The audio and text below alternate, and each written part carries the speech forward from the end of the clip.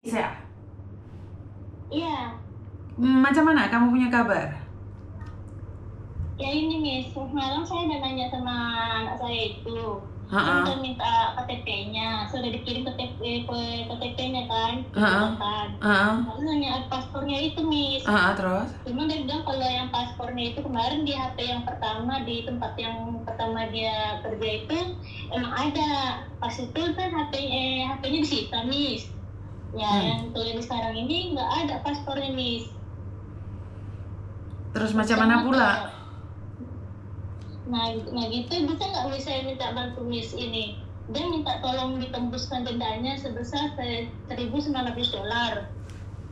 Saya pun saya ingin usahakan uangnya. Kalau bisa Miss bantu anak saya keluar dari situ, saya bisa kirimkan Miss uangnya. Oh, sebentar. Jangan kirim ke uang saya. Jangan. Ini bahaya. Tunggu. Saya akan carikan orang yang dari KBRI. Jangan kirim uang ke saya. Nggak boleh. Saya nggak berani pegang uang. Oke. Ini anak saya itu gini, dia bilang, Mak kirimkan ipar uang untuk nobus dendanya sebesar $1.900. Itu kalau nggak gitu, nanti kalau nggak capek ipar jual lagi. Kalau jual lagi dendanya mungkin nggak tahu, mungkin makin besar. Itu iyalah, nanti dia bilang emang kan saya nanya Miss, emang pasti betul nggak? Iya Mak, karena dia pun bilang kalau kamu bayar denda kamu bisa pulang. Tapi tahu nggak, $1.900 itu hampir 30 juta.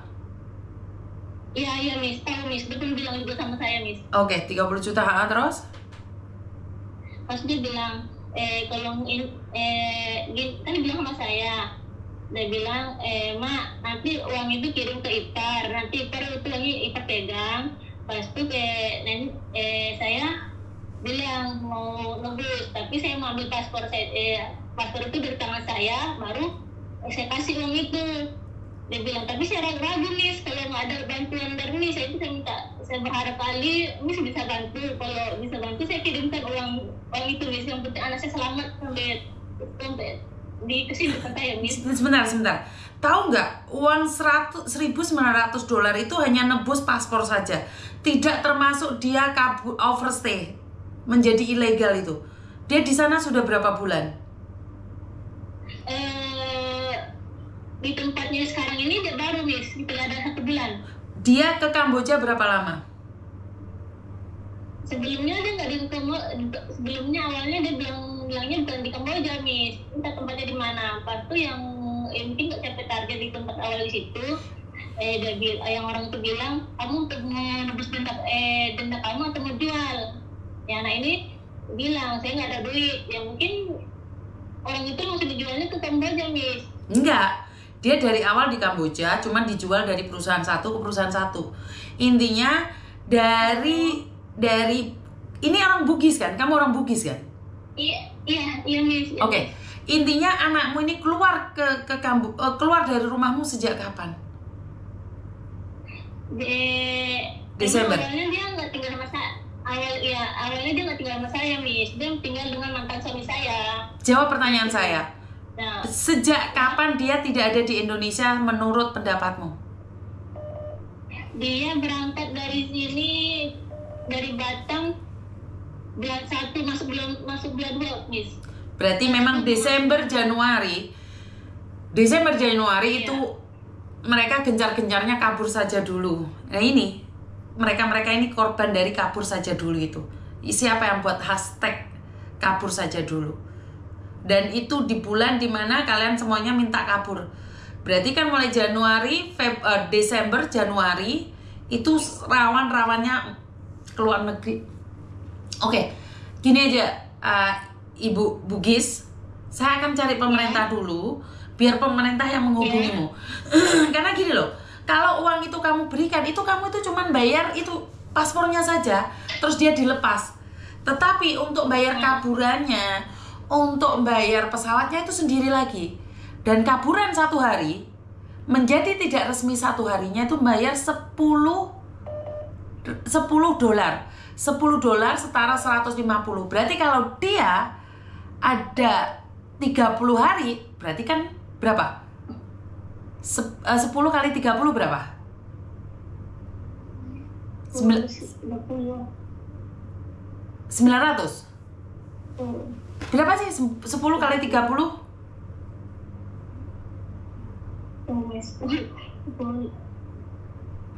Kok 300? Satu bulannya bayar 300 US. 300 US. Kalau sampai 3 bulan, karena Februari, Maret, April. Berarti perkiraan 2 bulan, 3 bulan. Plus dendanya seperti itu. Jadi jangan cuman mengandalkan yang 1.900 US itu. Kamu harus siap lagi 190, 1.900 plus 900. Masih plus 500 US dollar lagi. Artinya adalah untuk nebus dia kurang lebih 3.000 US dollar. 3.000 US dollar kamu harus pegang loh. Karena setelah memberikan uang itu, anakmu itu kemungkinan besar sudah dikasih paspor, tapi habis itu mau kemana dia? Dia nggak dibeliin tiket loh. Dia beli tiket sendiri, dia harus punya tempat sendiri. Iya. Jadi ini solusinya kemana nih, Miss? Hah? Jadi solusinya gimana nih, Miss? Itu makanya saya dulu Miss kan minta tolong Miss, gimana caranya itu, Miss? Iya, karena tadi ada yang telepon dari Riau, sudah kirim uang 15 juta, ternyata dia masih nambah lagi sama kayak kamu. Kalau kamu kan bayar kurang lebih 30 juta. Kalau yang Riau tadi itu bayar 15 juta. Tapi bayar dendanya, bayar ininya itu masih butuh lagi 20 jutaan. Intinya adalah kamu untuk nebus dia itu tidak hanya uang 1.900 US dollar. Kalau kamu sudah ada, kamu siap, nanti saya infokan besok ke pemerintah. Kalau $3.000 nggak ada, Miss. Ya, itu pun udah habis mas saya mau jual itu, Miss. Bukan saya minta, saya cuma jelasin aja. Saya cuma jelasin aja berdasarkan pengalaman orang lain. Kalau seandainya anakmu nggak usah nebus, setidaknya kamu udah siap. Seandainya suruh nebus, kamu sudah siap juga.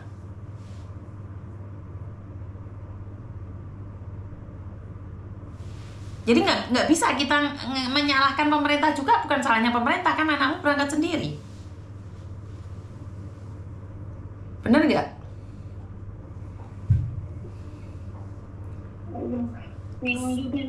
Besok saya akan hubungi pemerintah dulu biar menghubungi kamu. Ya, Miss. Karena pakai pemerintah gitu, Miss, bisa bantu nggak, Miss? Nggak bisa. Saya kirim uang. Oh, bisa. Nanti saya akan minta bantuan pemerintah, bisa. Bisa, tapi kamu harus siap karena uangmu 2.000 US dollar itu kurang, sayang. 2.000 US dollar itu kurang. Ngerti nggak? Iya, Miss. Jadi kalau kamu besok ada, besok saya kirimkan nomor kamu ke pemerintah, biar pemerintah yang mencarimu ya, sayangnya. Iya, Miss. Oke. Tapi itu, Miss, maaf nih sebelumnya, itu nanti yang saya kirim itu Miss?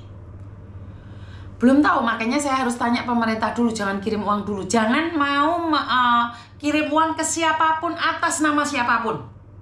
Kalau bukan Miss Yuni yang ngomong. Ya, Miss. Nggak boleh kirim uang walaupun atas nama KBRI. Nggak boleh.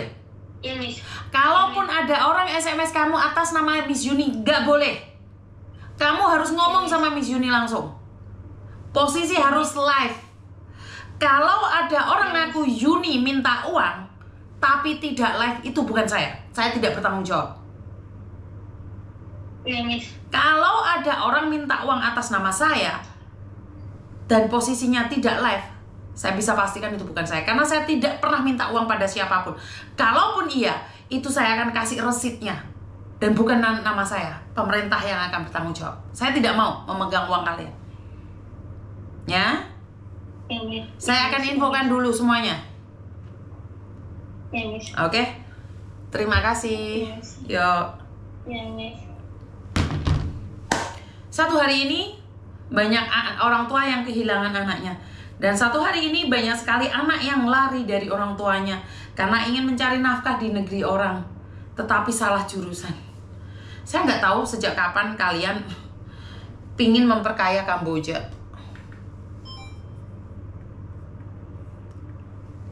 Dengan adanya scammer, dengan adanya judol, Kamboja mendapatkan keuntungan yang sangat luar biasa atas kebodohan masyarakat kita sendiri. Wow, kesana dipekerjakan menjadi penipu. Target 1 bulan dapat 150 juta. Sementara gaji kita cuma 5 juta. Setelah itu kita dipukulin, disetrum, dibentak-bentak, dihantam, dipukul. Kalau kita tidak bisa menemui target, maka keluarga yang ada di Indonesia akan menebus tubuh kita. Yang kedua, setelah menebus tubuh kita masih harus membayar dendanya ke pemerintah Kamboja. Ini sangat aneh sekali. Saya sangat sedih, saya sangat merasa aneh. Kita itu dulu dijajah oleh Belanda. Kita dijajah oleh Jepang, kita didatengin.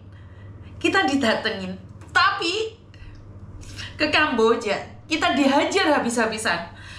Uang kita diambil, tapi kita datang ke negara tersebut. Ada yang aneh ini. Fenomena apa ini? Fenomena apa? Kenapa kalian itu mau datang ke sana, menyerahkan diri kalian demi iming-iming uang sebesar gaji 10 juta, 15 juta, 50 juta? Saya sedih banget, miris banget. Jadi saya tidak mengerti ya. Merantau ke luar negeri dengan naik pesawat hanya untuk memasrahkan nyawa kita sendiri. Hanya karena ingin mengakhiri hidup di negeri sendiri, nggak mampu akhirnya ke negara orang. Karena kepepet keuangan. Kawan-kawan, banyak sekali orang petentang-petenteng ada di kafe. Mereka scroll TikTok tiada henti. Hidup mereka hanya di media sosial. Saat suruh bekerja mereka nggak fokus. Saat mereka bekerja di perusahaan, di pabrik, dimanapun, mereka heboh dengan HP-nya sendiri. Mereka gagal fokus untuk bekerja saat dipecat. Dan saat kalian mencari pekerjaan baru dan kalian bilang, nggak ada lapangan pekerjaan. Ya bagaimana ada lapangan pekerjaan sementara kamu kerjanya nyekel HP? Common sense, kawan.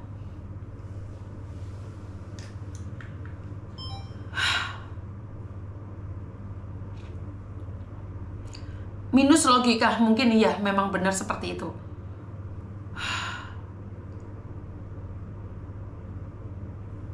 Saya nggak tahu, Mbak. Ada yang nanyain tentang